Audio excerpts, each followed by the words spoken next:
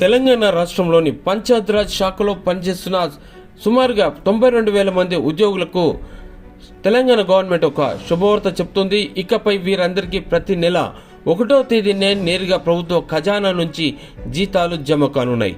అయితే ఈ నిర్ణయం మీద ఒక గ్రీన్ ఛానల్ వ్యవస్థను కూడా గవర్నమెంట్ ఏర్పాటు చేసింది. అయితే ఈ కొత్త విధానంతో పారిశుద్ధ కార్మికులు, బిల్ కలెక్టర్లు, ఉపాధి హామీ పథకం ఉద్యోగులు కూడాను, సెర్ఫ్లో పనిచేస్తున్న విఏఓలు సైతం వీరందరికీ ఒక వేతనాల కోసం ఎదురు చూడాల్సిన పని ఉండదు. రెగ్యులర్గా ప్రభుత్వ ఉద్యోగాలకు ఏ విధంగా నెల ప్రారంభంలో జీతాలు అందుతాయో అదే రకంగా వీరికి కూడా ఇకపై సకాలంలో వేతనాలు అందే ఛాన్స్.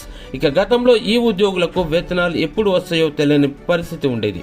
పండుగలు, ఇతర ముఖ్యమైన సమయాల్లో కూడా చాలా మందికి జీతాలు సకాలంలో రాక తీవ్రంగా ఇబ్బందులు పడేవారు.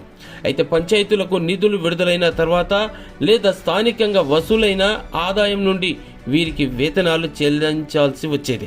అయితే అనేక పంచాయతీలకు నిధుల కొరత ఉండటంతో నెలల తరబడి వీరికి జీతాలు పెండింగ్లో ఉండేది. ఈ సమస్యలన్నిటికీ చెక్ పెట్టాలని పంచాయతీరాజ్ శాఖ మంత్రి సీతక్క చొరవ తీసుకొని ఆర్థిక శాఖకు ఒక నూతన ప్రతిపాదనను సమర్పిస్తే ఆర్థిక శాఖ కూడా ఓకే అని చెప్పింది. సో ఈ కొత్త విధానం అమల్లోకి రావడంతో ఇకపై పంచాయతీల నుండి నిధుల విడుదల కోసం ఉద్యోగులు వేచి ఉండాల్సిన అవసరం లేదు. వారి బ్యాంకు ఖాతాలకు ఇప్పటికే ప్రభుత్వం సేకరించింది. ప్రతి నెల 25వ తేదీ వరకు ఉద్యోగుల హాజరు వివరాలను సేకరించి 26వ తేదీన వేతనాల బిల్లును రూపొందించి ప్రతి నెల 1వ తేదీన నేరుగా ఖాతాలోనే జమ చేయనున్నట్టుగా సమాచారం.